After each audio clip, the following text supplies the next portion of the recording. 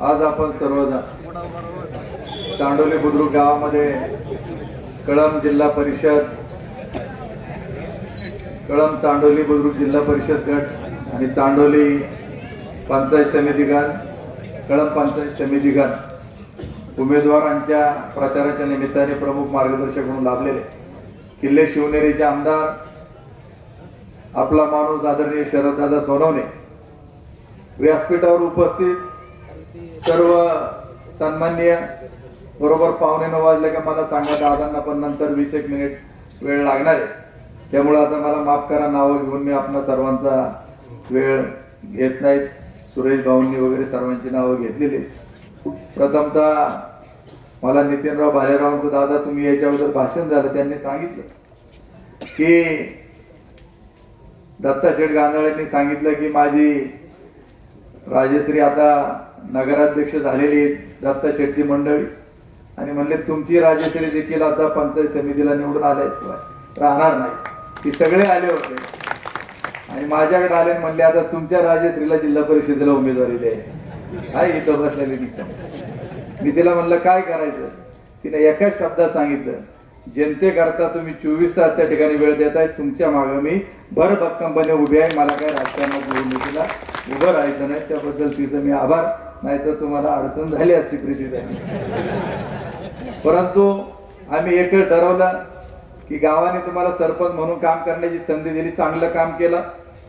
मागच्या वेळी तुम्ही 1150 मताधिक्याने तुम्ही त्यावेळी पाठीमागे राहिलात, परंतु काम करण्याची उमेद तुमच्यामध्ये आहे आणि म्हणून या तालुक्यामध्ये परिवर्तन हे 2024च्या विधानसभेला त्या ठिकाणी झालेलं होतं. मी सहज आकडेवारी दादा या ठिकाणी तपासली की देवदत्त निकम या नावाला म्हणजे एक ओरिजिनल आणि एक डुप्लिकेट, म्हणजे आपली तुतारी वाजवणारा माणूस आणि दुसरा ट्रम्पेट, यांना जी मतं पडलेली आहेत ती 1,08,600च्या वर त्या ठिकाणी आहे आणि समोरच्या बाजूला जी मतदान त्या ठिकाणी झालं त्यांना 1,06,888 झालं आणि एकूण आपल्याला त्यांच्यापेक्षा 1442 मतं ही जादा त्या ठिकाणी पडलेली आहेत.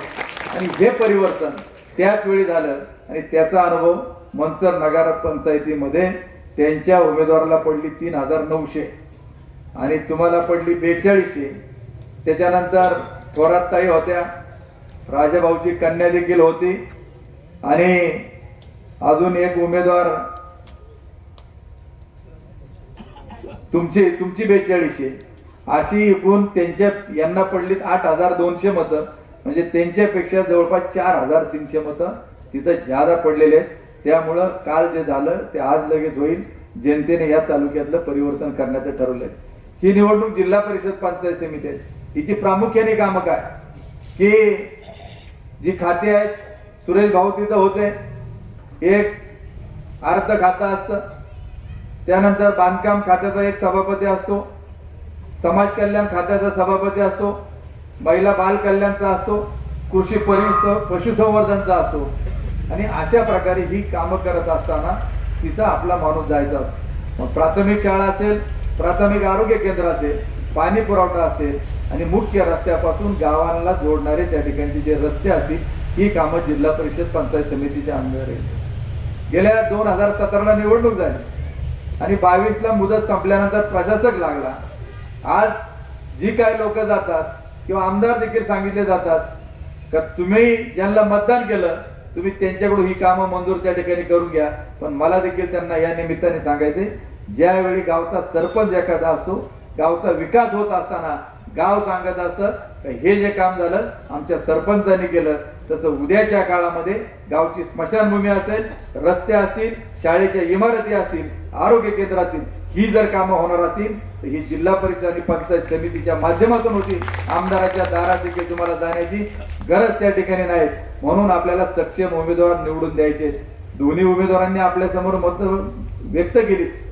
आता प्रियंकाताई वाघ त्यांनी भाषण केलं, त्यांनी शिक्षण सांगितलं, त्यांचं शिक्षण तुम्हाला माहित नसेल, त्यांनी बायो इंजिनिअरिंगचं शिक्षण पूर्ण केलेलं आहे, स्वतः इंजिनियर आहेत आणि 10वीला देखील दादा आणि 12वीला त्यांना 90% अधिकचे मार्क्स त्यांना मिळालेले. तसंच प्रीतीताई देखील आपल्याला परिचित आहेत, त्या देखील पदवीधर आहेत. आणि म्हणून उमेदवारी देताना आपण कुठलेही लाभार्थी हे आपले उमेदवार नाहीत, हे ठेकेदार नाहीत, पण समोरच्या बाजूला जे उमेदवार आहेत हे लाभार्थी गँग मधले त्या ठिकाणी आहेत.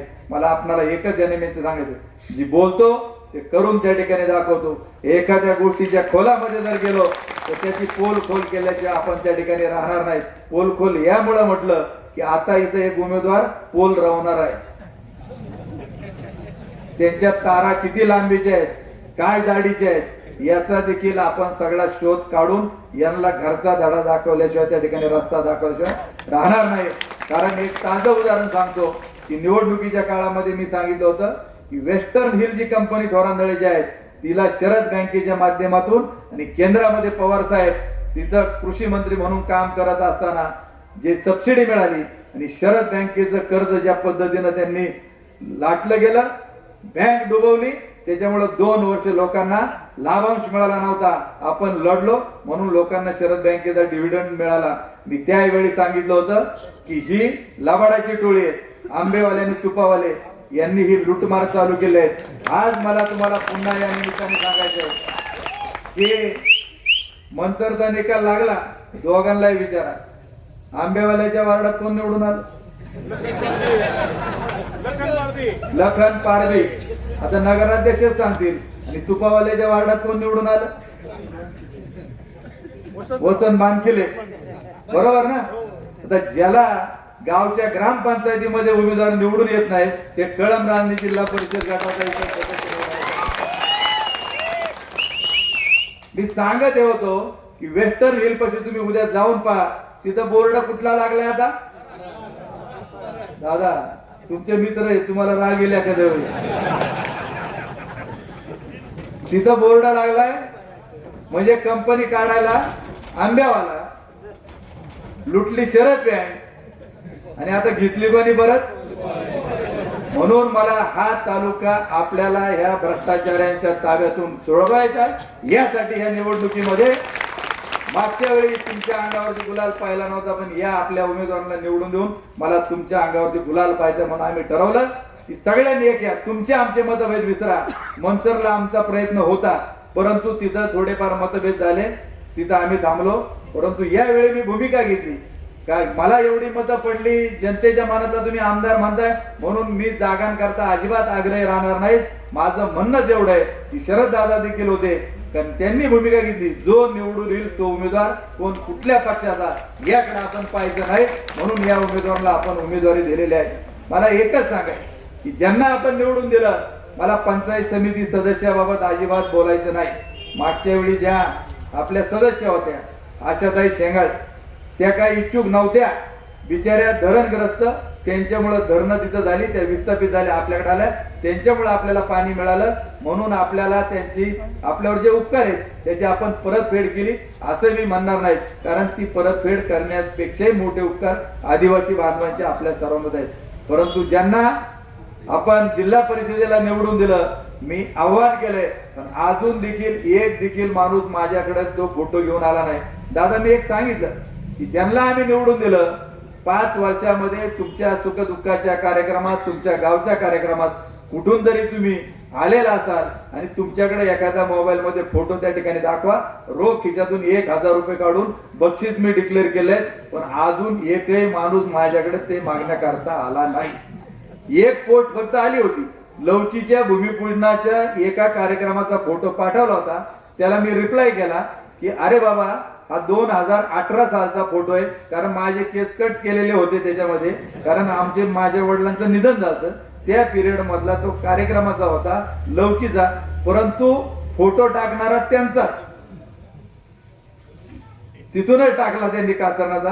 पण मी त्याला सांगितलं की तुझा मोबाईल नंबर दे, तुला मी इथं गुगल पे वरती पैसे पाठवून देतो. त्यांनी काय मला परत नंबर पाठवला नाही. मला एकच आपल्याला सांगायचंय, अरे तुम्ही 8 वर्ष तुमचं दर्शन आमच्या लोकांना झालं नाही आणि आता मता करता 8 वर्षानंतर लोक त्या ठिकाणी देवदर्शन करता तुम्ही घेऊन चाललात.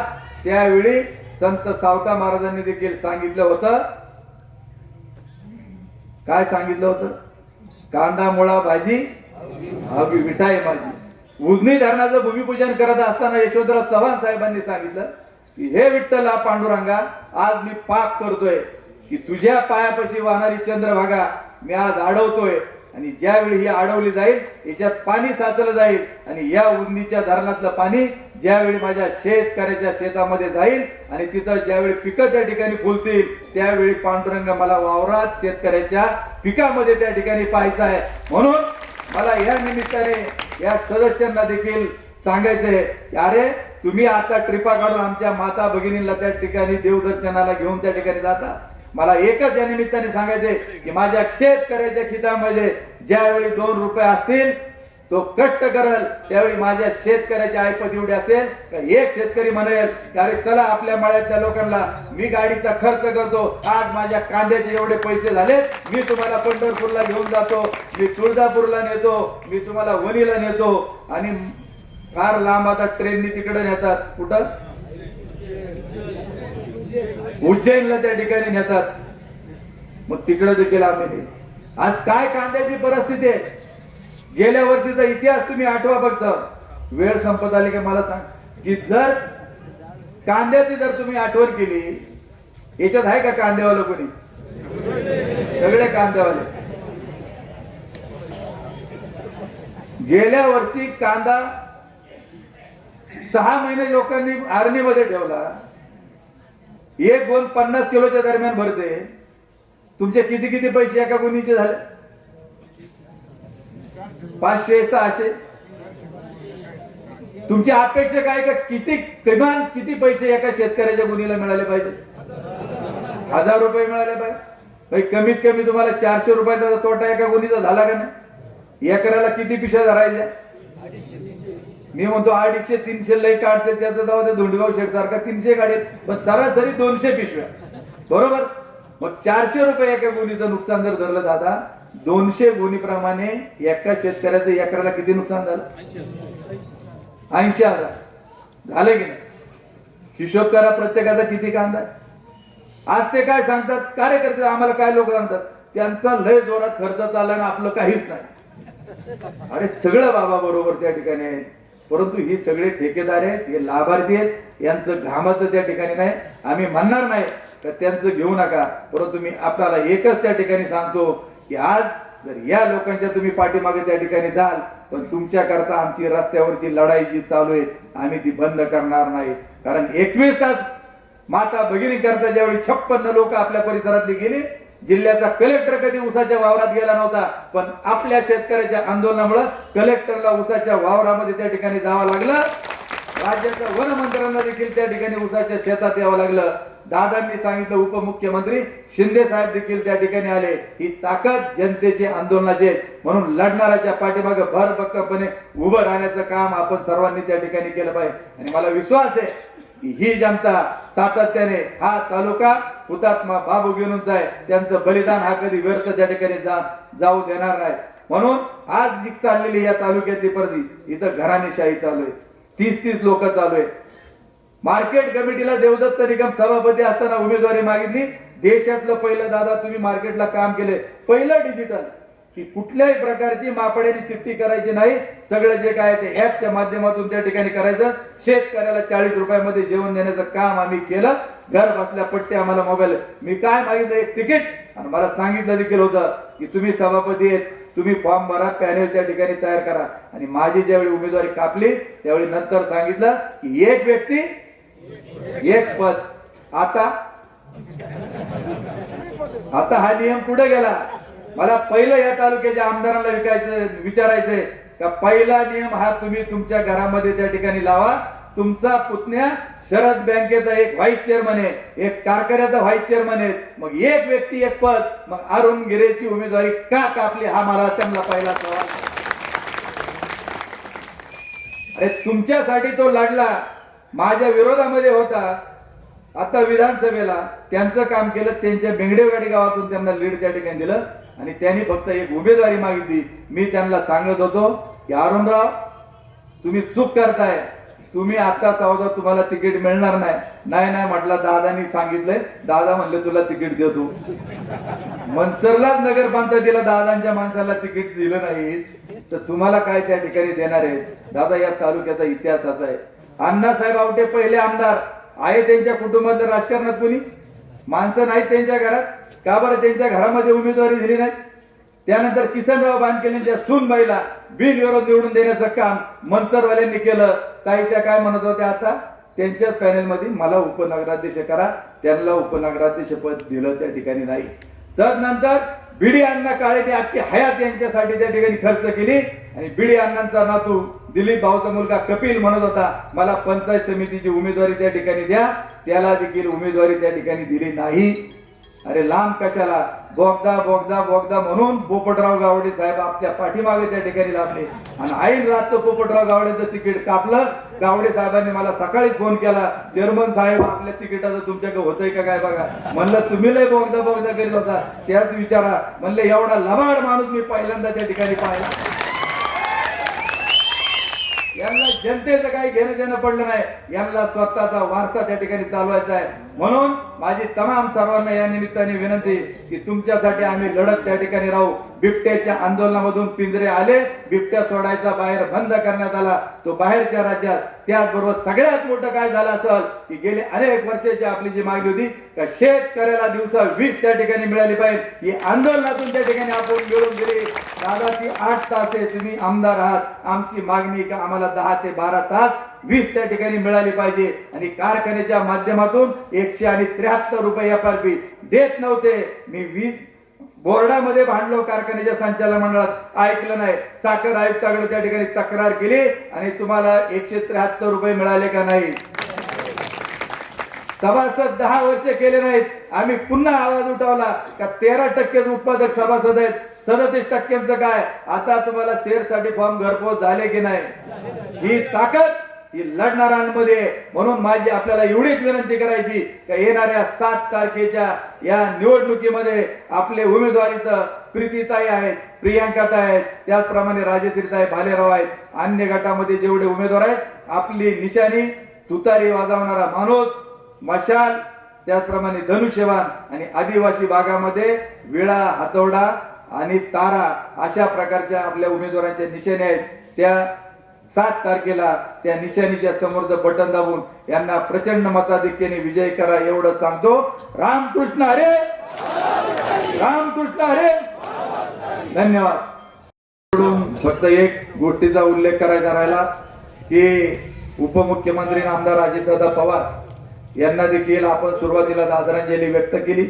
आणि आदरांजली व्यक्त करत असताना मला एवढंच सांगायचंय की माणसाच्या मृत्यूचं भांडवल कुणी त्या ठिकाणी करायचं काही कारण त्या ठिकाणी नाही. आज त्यांना खरोखर दादांबद्दल एवढं जर वाईट त्या ठिकाणी वाटत असेल तर मला त्यांना हात जोडून विनंती करायची का तुम्ही दादा ज्या पद्धतीनं रोखठोक त्या ठिकाणी वागत होते, आज सगळ्या गाड्यांवर फक्त तेच त्यांचं यायच्या माध्यमातून भाषण करून लावले जातात. तुम्ही जर खरोखर दादांच्या याच्यावर श्रद्धेपायी जर मतं त्या ठिकाणी मागणार असाल, तुम्ही फक्त तुमच्या जेवणावळी त्या ठिकाणी बंद करा, एवढंच मला त्यांना या ठिकाणी सल्ला द्यायचा आहे.